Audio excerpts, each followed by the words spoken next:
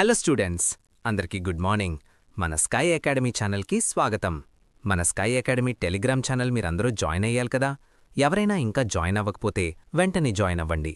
ఎందుకంటే ఇలాంటి ఎమర్జెన్సీ ఉన్నప్పుడు లేదా ఏదైనా క్లాస్ క్యాన్సిల్ అయినా కొత్త నోట్స్ ఇవ్వాలన్నా నేను అక్కడే ఇన్ఫార్మ్ చేస్తాను.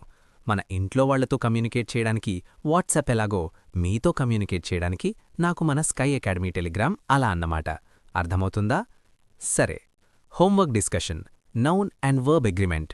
హోంవర్క్లో ఇచ్చిన క్వశ్చన్స్ ఇప్పుడు సాల్వ్ చేద్దాం. ఇక్కడే చాలామంది మిస్టేక్ చేస్తారు, బాగా గమనించండి. మొదటి వాక్యం 2 hours ఈ స్ప్లిట్ అనిచ్చాను. ఇక్కడ చూడండి, స్ప్లిట్ అంటే ఏంటి? డివైడ్ చేయడం, విడగొట్టడం. ఎప్పుడైనా సరే మనం టైంని గాని డిస్టెన్స్ని గాని వెయిట్ని గాని విడగొట్టి వేరువేరుగా అంటే డిఫరెంట్ డివిజన్స్ మాట్లాడుతున్నప్పుడు మన వర్బ్ ఎప్పుడూ ప్లూరల్లోనే ఉండాలి. అర్థమవుతుందా? కాబట్టి ఇక్కడ సింగులర్ వర్బ్ ఈజ్ రాకూడదు, ప్లూరల్ వర్బ్ రావాలి. అంటే 2 hours ఆర్ స్ప్లిట్ అనేది సరైన ఆన్సర్. రెండో వాక్యం 50 kilograms are the required weight for each unit. ఇక్కడ చూడండి, ప్రతి యూనిట్కి 50 కిలోల బరువు కావాలి అని చెప్తున్నాం. అంటే ఆ 50 కిలోలను మనం ఒక సింగిల్ యూనిట్గా ఒకే మొత్తంగా చూస్తున్నాం. ఎప్పుడైతే వాక్యంలో సింగిల్ సెన్స్ లేదా యూనిటీ ఫీల్ వస్తుందో అప్పుడు ఖచ్చితంగా సింగులర్ వర్బే వాడాలి. భయపడకండి, ఈ లాజిక్ అర్థం చేసుకుంటే ఈజీగా హ్యాండిల్ అయిపోతుంది. సో ఇక్కడ 50 kilograms is the required weight అనాలి, ఆర్ రాదు. మూడో వాక్యం 50 kilograms was distributed across different bags. ఇక్కడ డిఫరెంట్ బ్యాగ్స్ వేరువేరు బ్యాగులు అని స్పష్టంగా ఉంది. అంటే ఆ బరువుని మనం డివైడ్ చేశాం, పంపిణీ చేశాం. డిస్ట్రిబ్యూట్, సెగ్రిగేట్, డివైడ్ లాంటి పదాలొచ్చినప్పుడు సెన్స్ విడిపోతుంది. కాబట్టి ప్లూరల్ వర్బ్ రావాలి. అప్పుడిక్కడ వజ్ బదులు వర్ వస్తుంది. 50 kilograms వర్ డిస్ట్రిబ్యూటెడ్. ఇది ఎస్ఎస్సి సిజిఎల్ బ్యాంకింగ్ ఎగ్జామ్స్లో చాలాసార్లు అడిగిన కాన్సెప్ట్. మరొకసారి చెప్తాను వినండి. టైం, డిస్టెన్స్, వెయిట్ లాంటివి ఒకే యూనిట్ లాగా వస్తే సింగులర్ వర్బ్, విడిపోయినట్టు వస్తే ప్లూరల్ వర్బ్. ఈ ఒక్క పాయింట్ గుర్తుపెట్టుకుంటే చాలు, ఇలాంటి క్వశ్చన్స్ ఈజీగా సాల్వ్ చేయవచ్చు. Golden rule 21, possessive adjectives versus possessive pronouns. సరే, ఇప్పుడు మనం మన ఇంగ్లీష్ గ్రామర్ సిరీస్లో గోల్డెన్ రూల్ నంబర్ 21కి వెళ్దాం. ఇప్పటికే మనం 20 రూల్స్ సక్సెస్ఫుల్గా కంప్లీట్ చేసుకున్నాం. అంటే 20 పవర్ఫుల్ కాన్సెప్ట్స్ మీరు ఫుల్ డెప్త్లో నేర్చుకున్నారు.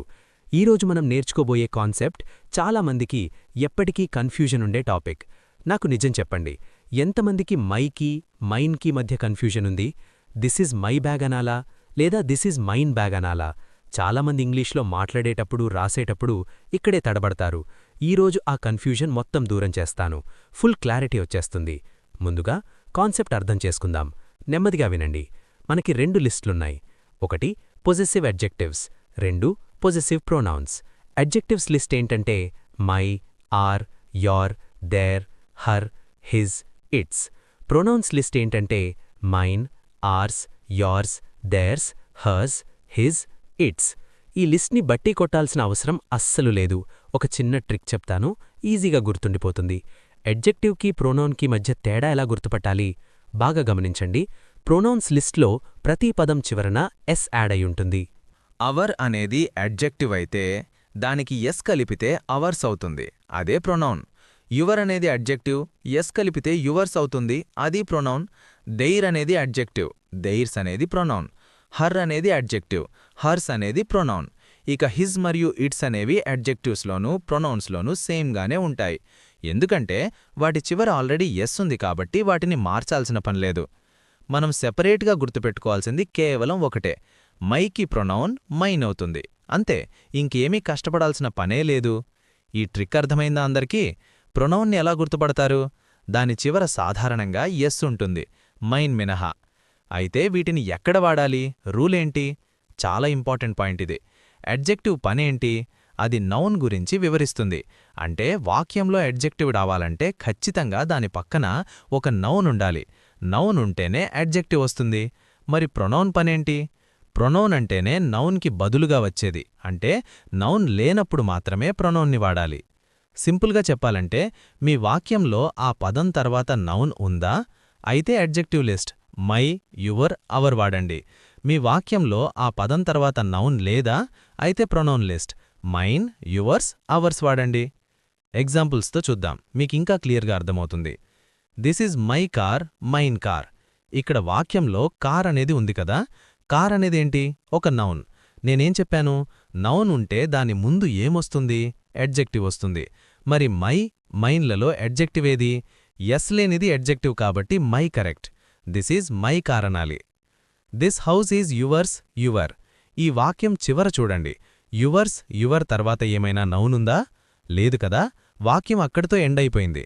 నౌన్ లేనప్పుడు ఏమొస్తుంది? ప్రొనౌన్ వస్తుంది. ప్రొనౌన్ని ఎలా గుర్తుపడతాం? చివరి ఎస్ ఉంటుంది. కాబట్టి yours correct answer. This house is yours అనాలి. దిస్ హౌస్ ఈజ్ యువర్ అనకూడదు. The coffee is mine. ఇక్కడ కూడా చూడండి, బ్రాకెట్ తర్వాత ఎలాంటి నౌన్ లేదు కాబట్టి మనకు ప్రొనౌన్ కావాలి.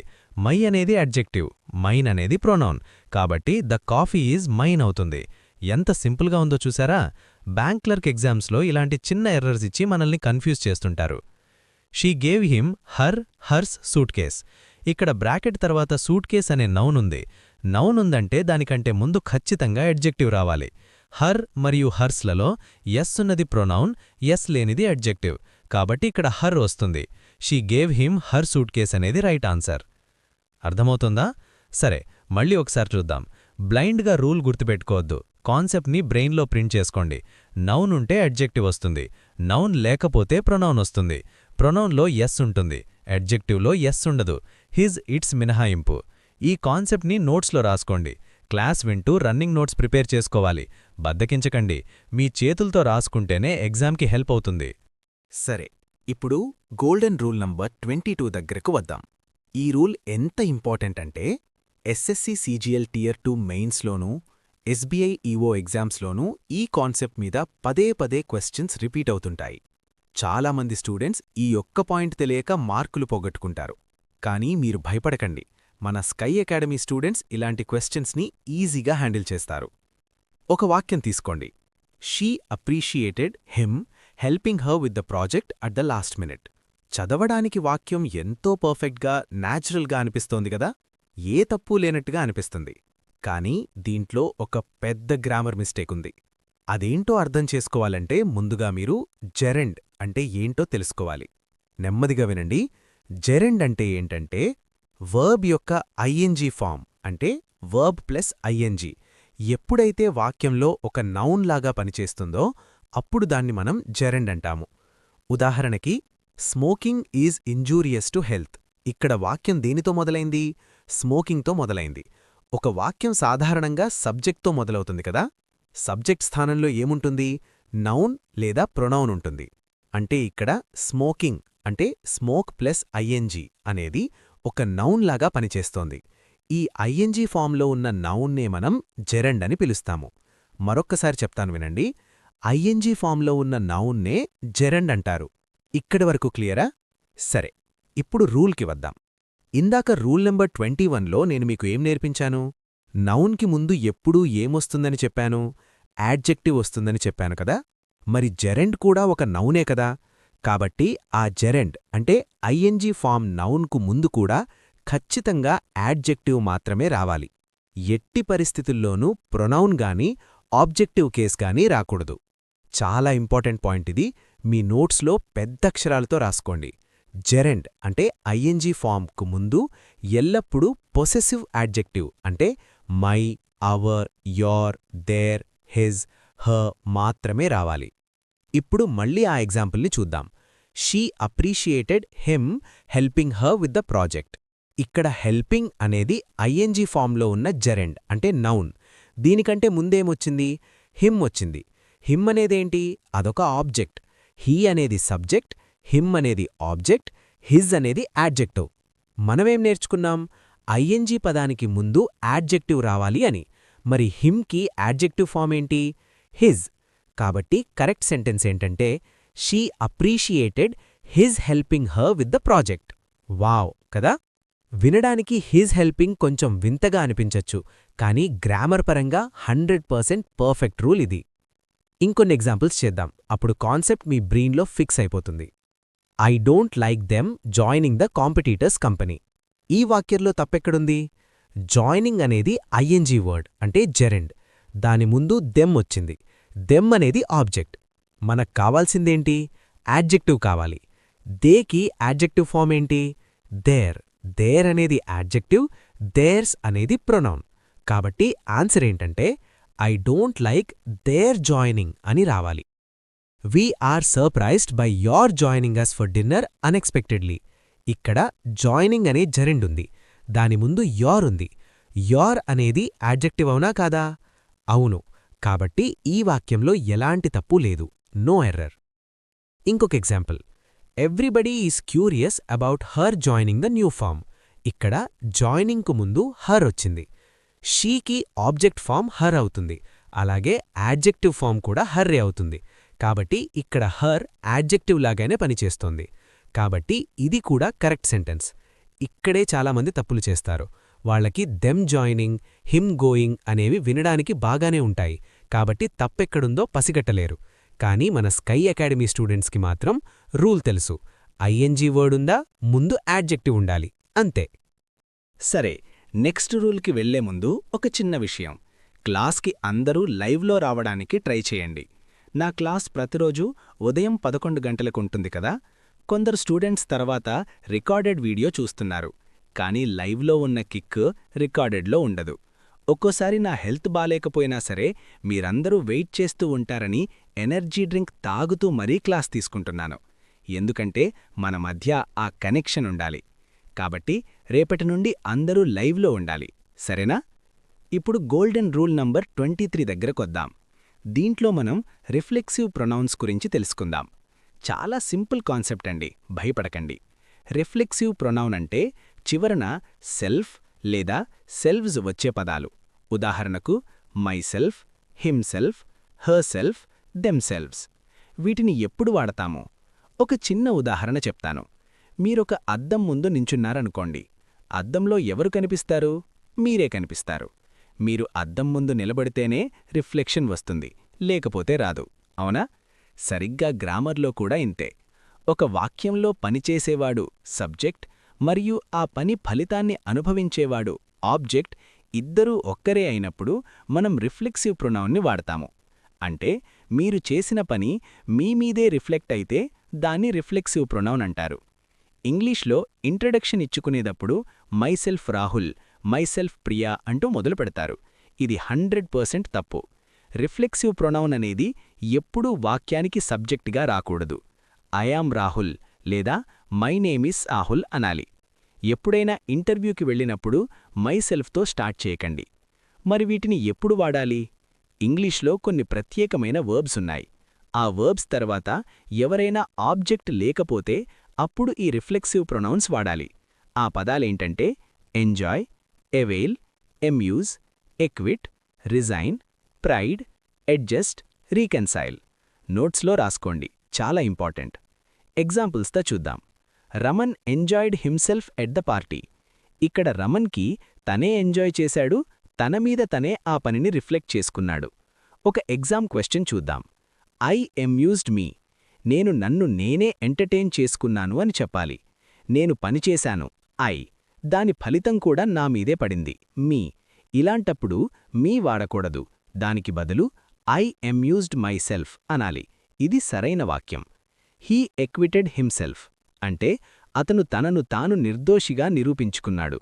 ఇక్కడ అతనే ఆ పని చేశాడు, ఆ పని ఫలితం కూడా అతని మీదే పడింది. కాబట్టి హిమ్సెల్ఫ్ పర్ఫెక్ట్గా సూటైంది. ఇది right sentence. She prided him on his success. ఇక్కడ ఆబ్జెక్ట్ ఉంది హిమ్, కానీ తనను తాను గర్వపడింది అనే అర్థం వస్తే షీ ప్రైడెడ్ హర్సెల్ఫ్ అనాలి.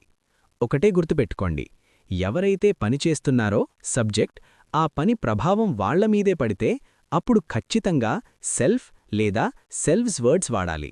సరే, మళ్ళీ ఒకసారి చూద్దాం. బ్లైండ్గా రూల్ బట్టి పట్టకండి. వాక్యం చదివి అర్థం చేసుకోండి. ఆ పని వాళ్లకి వాళ్లే చేసుకున్నారా లేక ఇంకొకరి మీద చేశారా అని లాజిక్ ఆలోచించండి. ఇక ఇవాల్టి క్లాస్లో చివరి రూల్, గోల్డెన్ రూల్ నంబర్ 24. ఇది రూల్ 23కి కంటిన్యూయేషన్.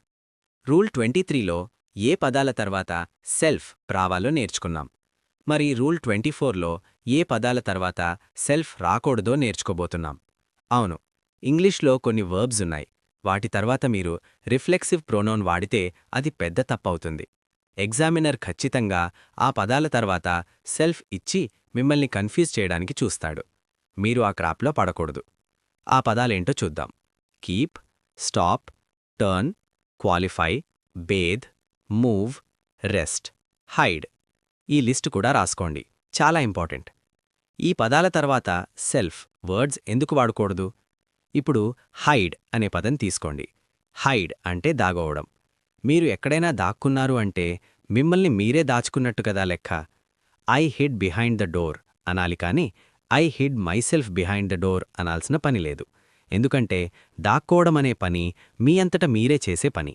దానికి రిఫ్లెక్సివ్ ప్రోనౌన్ అవసరం లేదు. అలాగే బేద్ స్నానం చేయడం.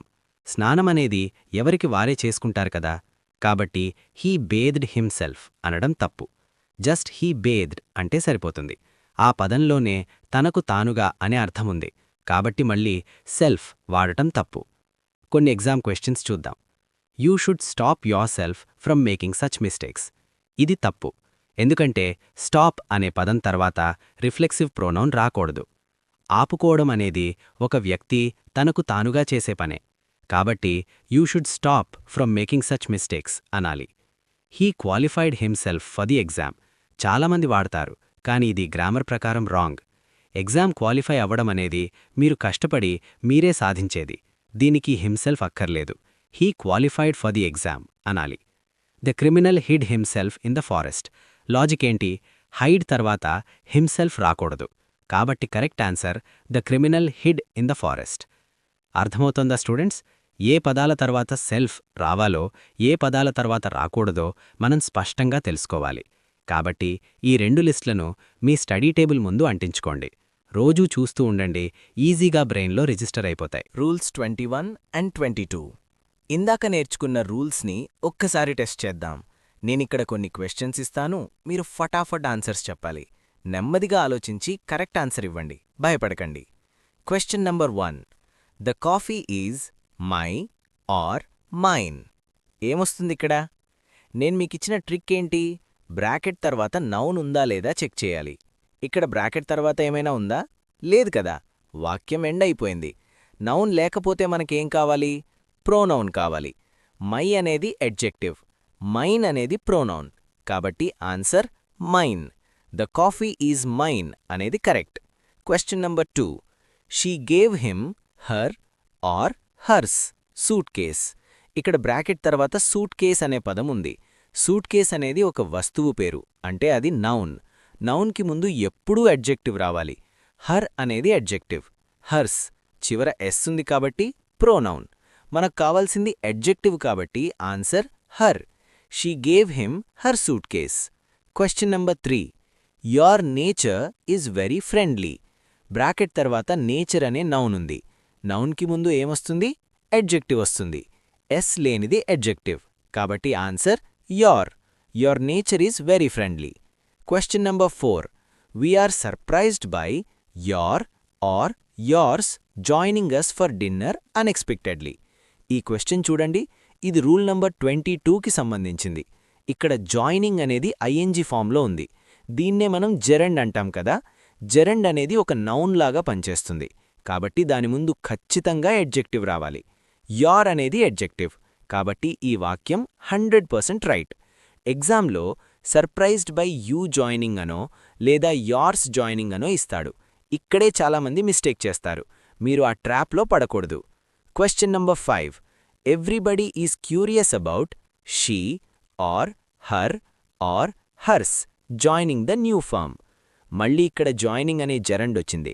జెరండ్ ముందు ఎడ్జెక్టివ్ రావాలి. షీకి ఎడ్జెక్టివ్ ఫామ్ ఏంటి? హర్, కాబట్టి ఆన్సర్ హర్ జాయినింగ్. అందరికీ 4/4, 5/5 వస్తున్నాయి కామెంట్స్లో. Very good. ఇలాంటి స్కోర్స్ చూసినప్పుడు నాకు నిజంగా మీకోసం చప్పట్లు కొట్టాలనిపిస్తుంది. కాన్సెప్ట్ క్లియర్గా ఉంటే క్వశ్చన్ ఎలా తిప్పి ఇచ్చినా మీరు ఈజీగా ఆన్సర్ చేయగలరు. ఇప్పుడు మనం ఇంకొక పవర్ఫుల్ కాన్సెప్ట్లోకి వెళదాం. అదేంటంటే రిఫ్లెక్సివ్ ప్రొనౌన్స్. ఇందాక పార్ట్లో దీని గురించి బ్రీఫ్గా టచ్ చేశాను. ఇప్పుడు ఫుల్ డెప్త్లోకి వెళదాం. ఎందుకంటే ఎస్ఎస్సి సిజిఎల్ బ్యాంకింగ్ పీఓ ఎగ్జామ్స్లో ఎర్రర్ డిటెక్షన్ సెక్షన్లో దీని మీద ఒక క్వశ్చన్ ఖచ్చితంగా వస్తుంది. అసలు రిఫ్లెక్సివ్ ప్రొనౌన్ అంటే ఏంటి? ఒక చిన్న ఉదాహరణ చెప్తాను, నెమ్మదిగా వినండి. మీ ఇంట్లో ఒక పెద్ద అద్దం ఉందనుకోండి. ఆ అద్దం ముందు మీరు వెళ్ళి నిలబడ్డారు. అద్దంలో ఎవరు కనిపిస్తారు? మీ రిఫ్లెక్షన్ కనిపిస్తుంది. అంటే మీరే కనిపిస్తారు, అవునా? మరి మీరు అద్దం ముందు లేనప్పుడు ఆ అద్దంలో మీ రిఫ్లెక్షన్ వస్తుందా? రాదు కదా? అంటే దీనర్థమేంటి? రిఫ్లెక్షన్ ఏర్పడాలి అంటే ఆ అద్దం ముందు ఒక వ్యక్తి, సబ్జెక్ట్ ఖచ్చితంగా ఉండాలి. గ్రామర్లో కూడా ఇంతే స్టూడెంట్స్. వాక్యంలో సెల్ఫ్ లేదా selves, my self, himself, her self, them selves అనే రిఫ్లెక్సివ్ ప్రొనౌన్ రావాలి అంటే దానికొక ఆధారం ఉండాలి. ఆ పని చేసేవాడు సబ్జెక్ట్ వాక్యంలో ఉంటేనే ఆ పని తాలూకు రిఫ్లెక్షన్ వాడిమీద పడుతుంది. అర్థమవుతుందా? ఇక్కడే చాలామంది చేసే పెద్ద తప్పేంటో తెలుసా? ఎవరినైనా ప్లీజ్ ఇంట్రడ్యూస్ యోర్ సెల్ఫ్ అని అడిగితే వాళ్ళు స్టైల్గా మైసెల్ఫ్ రాహుల్, మైసెల్ఫ్ ప్రియా అంటూ మొదలుపెడతారు. ఇది ఇంగ్లీష్ భాషకే పెద్ద అవమానం. నేనేం చెప్పాను? రిఫ్లెక్సివ్ ప్రొనౌన్ ఎప్పుడూ ఒంటరిగా రాదు. దానికంటే ముందు దాన్ని చేసే సబ్జెక్ట్ ఒకడు ఉండాలి. వాక్యం మొదట్లోనే మైసెల్ఫ్ అని పెడితే దానికి సబ్జెక్ట్ ఎక్కడుంది? లేదు కదా? కాబట్టి అది 100% తప్పు. ఎప్పుడూ కూడా ఐయామ్ రాహుల్ లేదా మై నేమీజ్ రాహుల్ అనే చెప్పాలి. భవిష్యత్తులో మీరు ఏ ఇంటర్వ్యూకి వెళ్ళినా ఈ తప్పు చేయకండి. మరి ఈ రిఫ్లెక్సివ్ ప్రొనౌన్స్ ఎక్కడ వాడాలి? ఇంగ్లీష్లో కొన్ని ప్రత్యేకమైన పనులుంటాయి. ఆ పనులు చేసినప్పుడు ఆ పని యొక్క ఫలితం ఇంకొకరి మీద కాకుండా ఆ పని చేసినవాడిమీదే పడితే అప్పుడీ పదాలు వాడాలి. ఉదాహరణకి, నేనొక జోక్ చెప్పాను, నా ఫ్రెండ్ నవ్వాడు. ఇక్కడ నేను పనిచేశాను, ఫలితం ఫ్రెండ్ మీద పడింది. ఇది నార్మల్ వాక్యం. అదే నేనొక జోక్ వేసుకొని నన్ను నేనే ఎంటర్టైన్ చేసుకున్నాననుకోండి, అప్పుడు నేనే పనిచేశాను, దాని ఫలితం కూడా నా మీదే పడింది. ఇలాంటి చోట రిఫ్లెక్సివ్ ప్రొనౌన్ వాడాలి. మీరు బ్లైండ్గా ఈ పదాల లిస్ట్ గుర్తుపెట్టుకోండి. ఈ వర్బ్స్ తర్వాత ఆబ్జెక్ట్ లేకపోతే ఖచ్చితంగా రిఫ్లెక్సివ్ ప్రొనౌన్ రావాలి. ఆ list enjoy, avail, amuse, acquit, resign, pride, adjust, reconcile. మీ నోట్స్లో ఈ పదాలను హైలైట్ చేసి రాసుకోండి. రన్నింగ్ నోట్స్ రాయడానికి బద్ధకించకండి. మీ చేత్తో రాస్తేనే సబ్జెక్ట్ బుర్రలోకి వెళుతుంది. కొన్ని ఎగ్జాంపుల్స్ చూద్దాం. మీకు కాన్సెప్ట్ క్రిస్టల్ క్లియర్ అయిపోతుంది. క్వశ్చన్ 1. I amused me. ఇక్కడేంటి ప్రాబ్లం? అమ్యూజ్ అంటే ఎంటర్టైన్ చేయడం లేదా సంతోషపెట్టడం. నేను సంతోషపెట్టాను. ఎవర్ని? నన్ను నేనే. నేను పనిచేశాను, ఐ, రిఫ్లెక్షన్ నామీదే పడింది, మీ. కానీ సబ్జెక్ట్ ఆబ్జెక్ట్ ఇద్దరూ ఒక్కరే అయినప్పుడు మామూలు ప్రొనౌన్ వాడకూడదు, రిఫ్లెక్సివ్ వాడాలి. కాబట్టి ఐ అమ్యూజ్డ్ మైసెల్ఫ్ అనేది సరైన ఆన్సర్. ఐ అమ్యూజ్డ్ మీ అనేది తప్పు. క్వశ్చన్ 2. He acquitted himself. ఎక్విట్ అంటే నిర్దోషిగా బయటపడడం లేదా ఒక బాధ్యతను సమర్థవంతంగా నిర్వహించడం. అతనికి అతనే ఆ పని చేసుకున్నాడు. కాబట్టి సబ్జెక్ట్కి తగ్గట్టుగా హిమ్సెల్ఫ్ వచ్చింది. ఇది 100% రైట్ సెంటెన్స్. ఇందులో no error. Question 3. She resigned herself to her fate. Resign అంటే ఉద్యోగానికి రాజీనామా చేయడం మాత్రమే కాదు, ఒక పరిస్థితికి రాజీ పడటం, సర్దుకుపోవడం అని కూడా అర్థం. ఆమె తన తలరాతకు తనే సర్దుకుపోయింది. ఆమె తీసుకున్న నిర్ణయం ఆమె మీదే పడింది. కాబట్టి షీ రిజైన్డ్ హర్ సెల్ఫ్ అనేది correct. Question 4. She prides him on his success. చూడండిక్కడ షీ, ఆమె, గర్వపడుతోంది. ఎవరిని చూసి? హిమ్, అతనిని చూసి. ఇక్కడ పనిచేసేది ఆమె, కానీ ఫలితం వేరే వ్యక్తి మీద ఉంది. సో ఇక్కడ రిఫ్లెక్సివ్ ప్రొనౌన్ అవసరం లేదు. కానీ ఒకవేళ వాక్యం ఆమె తనను తాను చూసుకొని గర్వపడింది అనే అర్థంలో ఉంటే అప్పుడు షీ ప్రైడ్స్ హర్సెల్ఫ్ అని రావాలి. వాక్యం యొక్క అర్థం కాంటెక్స్ట్ బట్టి మీరు ఆన్సర్ చేయాలి. Question 5. They reconciled them to the situation. Reconcile అంటే ఒక అంగీకారానికి రావడం లేదా రాజీ పడటం. వాళ్లకు వాళ్లే ఆ పరిస్థితికి సర్దుకుపోయారు. వాళ్లే, దే, సబ్జెక్ట్. రిఫ్లెక్షన్ వాళ్లమీదే పడాలి. కాబట్టి దెమ్ వాడకూడదు, దెమ్సెల్వ్స్ వాడాలి. They reconciled themselves to the situation. ఇది కరెక్ట్ ఆన్సర్. చూసారా ఎంత సింపుల్గా ఉందో? కాన్సెప్ట్ అర్థమైతే ఇంగ్లీష్ గ్రామర్ అంత ఈజీ సబ్జెక్ట్ ఇంకోటుండదు. సరే, మళ్ళీ ఒకసారి చూద్దాం. ఏ వర్బ్స్ తర్వాతైతే సబ్జెక్ట్ చేసిన పని ఫలితం సబ్జెక్ట్ మీదే పడుతుందో అక్కడ సెల్ఫ్ లేదా సెల్వ్స్ వాడాలి. ఈ ఒక్క పాయింట్ మీ మైండ్లో ప్రింట్ అయిపోవాలి. Golden rule number 24. అమిషన్ of reflexive pronounce. ఎక్కడ వాడకూడదు. ఇక మన తరువాతి రూల్ నంబర్ 24. ఇది కూడా చాలా ఇంపార్టెంట్ అండి. ఇందాకటి రూల్లో ఏ పదాల తరువాత సెల్ఫ్ రావాలో నేర్చుకున్నాం కదా. ఇప్పుడు ఎగ్జామినర్ ఏం చేస్తాడంటే కొన్ని ప్రత్యేకమైన పదాలిచ్చి వాటి పక్కన కావాలనే సెల్ఫ్ తగిలించి క్వశ్చన్ ఇస్తాడు. మీరు చూడగానే అరే భలే ఉందే, చదవడానికి కరెక్ట్గానే ఉందే అనుకుని ఏ తప్పు లేదు అని మార్క్ చేస్తారు. అక్కడే మీ మార్కులు పోతాయి. ఎందుకంటే ఇంగ్లీష్లో కొన్ని వర్బ్స్ ఉన్నాయి. వాటి తర్వాత మీరు రిఫ్లెక్సివ్ ప్రొనౌన్ వాడితే అది సూపర్ఫ్లూయస్, అంటే అవసరానికి మించి వాడటం అయిపోయి గ్రామర్ తప్పవుతుంది. ఆ పదాల లిస్ట్ రాసుకోండి ముందు. Keep, stop, turn, qualify, bathe, move, rest, hide. ఈ పదాల తర్వాత అసలు సెల్ఫ్ ఎందుకు వాడకూడదు, దానికి లాజిక్ ఏంటి? మనం ఏ రూల్ని బట్టి పట్టకూడదు, లాజిక్ అర్థం చేసుకోవాలి. ఇప్పుడు హైడ్, దాక్కోవడం అనే పదం తీసుకుందాం. మీరొక మూలకి వెళ్ళి దాక్కున్నారనుకోండి, అప్పుడు ఇంగ్లీష్లో I hid behind the wall అంటారు. నన్ను నేను దాచుకున్నాను అని ఎవరైనా అంటారా? అనరు కదా. దాక్కోవడమనేది ఎవరికి వారు స్వతహాగా చేసే పని. అందులో ఆటోమేటిక్గా తనకు తానుగా అనే అర్థం దాగి ఉంది. కాబట్టి మళ్లీ ప్రత్యేకంగా ఐ హిడ్ మైసెల్ఫ్ అని చెప్పాల్సిన అవసరమే లేదు. అది వ్యాకరణ దోషం. అలాగే బేద్, స్నానం చేయడం. ఒక మనిషి స్నానం చేస్తున్నాడు అంటే తన ఒంటిమీద నీళ్లు తనే పోసుకుంటాడు. అది న్యాచురల్గా జరిగే యాక్షన్. దానికి హీ బేద్డ్ హిమ్సెల్ఫ్ అని చెప్పడం ఏమైనా సెన్స్ మేక్ చేస్తుందా? అస్సలు చేయదు. హీ బేద్డ్ అంటే చాలు, అర్థం పూర్తయిపోతుంది. మళ్ళీ హిమ్సెల్ఫ్ పెడితే అది తప్పు. కొన్ని ఎగ్జామ్ క్వశ్చన్స్ ప్రాక్టీస్ చేద్దాం, అప్పుడు మీకు క్లారిటీ వస్తుంది. Question 1. You should stop your self from making such mistakes. చదవడానికి ఎంత బాగుందో కదా ఈ వాక్యం. ఇలాంటి తప్పులు చేయకుండా నిన్ను నువ్వు ఆపుకోవాలి అని మనం తెలుగులో అనుకుంటాం. కాని ఇంగ్లీష్లో స్టాప్ అనే పదం తర్వాత రిఫ్లెక్సివ్ ప్రొనౌన్ రాకూడదు. ఆపుకోవడం అనేది ఒక ఇంటర్నల్ కంట్రోల్.